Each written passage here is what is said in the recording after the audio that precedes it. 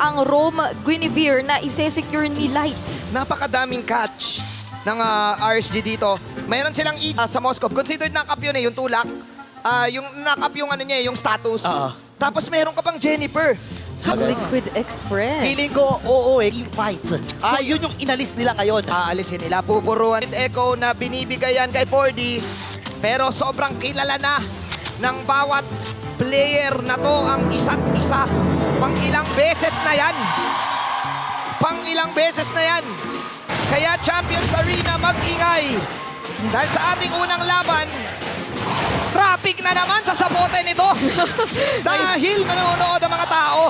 Ngayon pa lang na nasa Series 1 Game 1 tayo ay kung makikita nyo lang ang itsura ng Champions Arena. Limitado na lang ang natitirang mga upuan. Pero speaking of, grabe na rin naman ang paglilimita rito ng RSG sa gustong mga silipin ni JP. Gusto ko yung ginagawa nila dito. Pino-force nila si JP na mabawasan kagad yung buhay para hindi na nga makasama doon sa mga pwede nilang invasion na gagawin, di ba? Oo, gusto nila yan eh. Sabi nila, wag niyong papagalawin si Daddy JP. Alam niyo ba na ang tawag ng Echo kay JP ay Dad? Kumbaga ang nila, go mo Dad. Ganun ang tawag nila. So ngayon, sabi nila, sabi ng RSG, kalma ha. Papatunayan namin na magiging makasalanan si Kuya James. Meanwhile, Carl.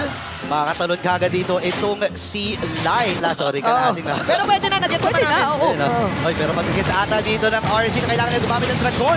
Si Simon Cardizzi with the corrective vision person sa kanila. Pero ito yung spear of destruction. Kasama nga ba si Kutay hindi. Oh my God.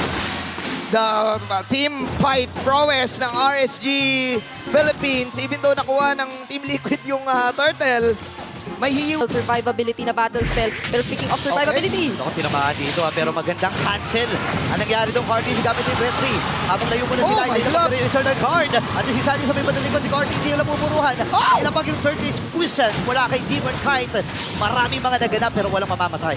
Ang lala ng mga... Oh, pero hindi pa pala tapos. Practice lang. Oh! Wait, my ganyan God. ha? Grabe. Ganyan. Anong sabi? Anong sabi? Anong sabi? pumindot-pindot. Pumitot lang pero ngayon, pabilisan nila pag-pindot. JP dito ay makakatakas. Normal hits lang wala kay Benny. Eh si Sanji ay nandun din. Ang ganda na ng ginagawa dito ng Liquid Echo. Sinasamahan na nila kasi alam nila na may mga level source na yan, may mga Oo, na rin, di ba? nang bubrusko. iba. Nagtitipi. Ang term dito ng mga Pinoy, batain mo. Nang babata si Demon Kite dito. Tsaka, nagtatantsahan eh. Nagtatantsahan. Parang yung nakita natin kaninang opportunity sa Demon Kite. So hindi nila sobrang nakomit din yung gusto sana nilang gawing bawi. And RSG ngayon yung medyo nakakakita tayo or nakikitaan talaga natin living up to their composition ng mabilisan at aggressive na mga rotation sa side lanes. Ang pinaka nakikita ko dito yung RSG, team fight talaga eh. Meanwhile, Carl, dito. Papasok na gamit na rin Spear Destruction pero si Demon Kite ito yung tropang one cone away talaga eh. Kaya lang sumisilip-silip siya kung tatawagin. Counter stand.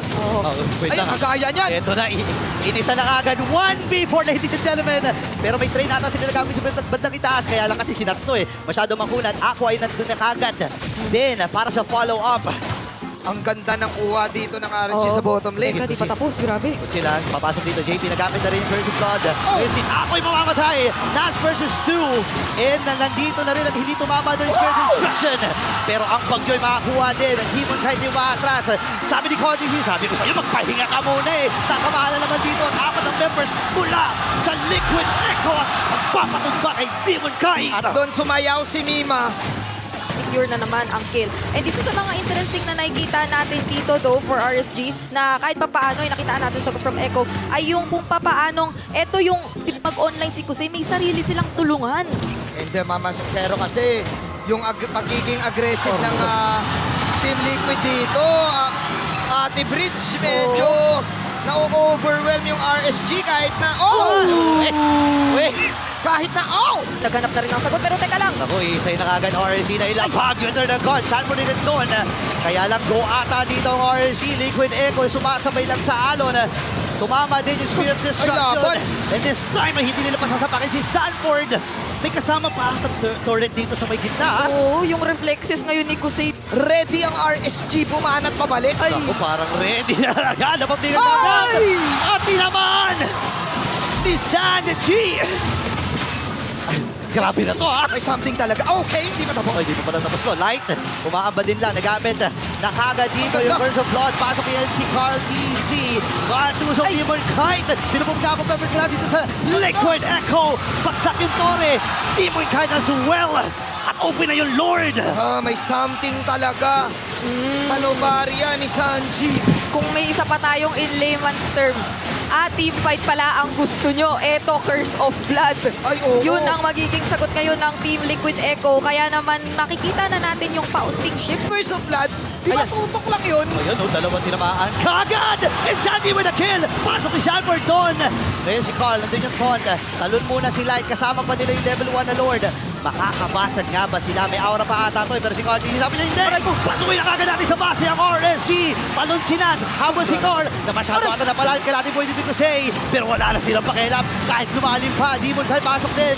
Black Dragon formula kay Nats.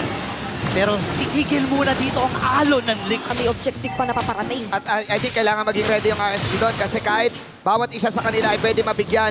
Speaking of nabibigyan, ang pansin ko dito, si Aqua ang binibigyan ng Team Liquid. Oo nga, no, 3 beses na siyang namatay dito. And yun kasi yung mga counter-engage na usually nakikita natin. Eternal Guard, pang Pag-disinfect, Disinfect, oo. Oo. Yun na yun. Kaso nga, No, game 1 pa lang pero ang dami ng recall. Conceal, gamit kagad. Sandy na yung Astral Echo. Ngayon, kinamaan si Light! At na yung Eternal Guard. Pag-disengage na, pero ngayon, di ba kayo mamatay? Story na nga ba, mag-iipon na dito ng Liquid Echo. Hindi tumama yung Spirit Destruction. Habang si Natsay nandun, Nakabis there. Pero wala nang pakialam. Ang Liquid Echo, ang alon ng Liquid ay mananalanta sa Game 1.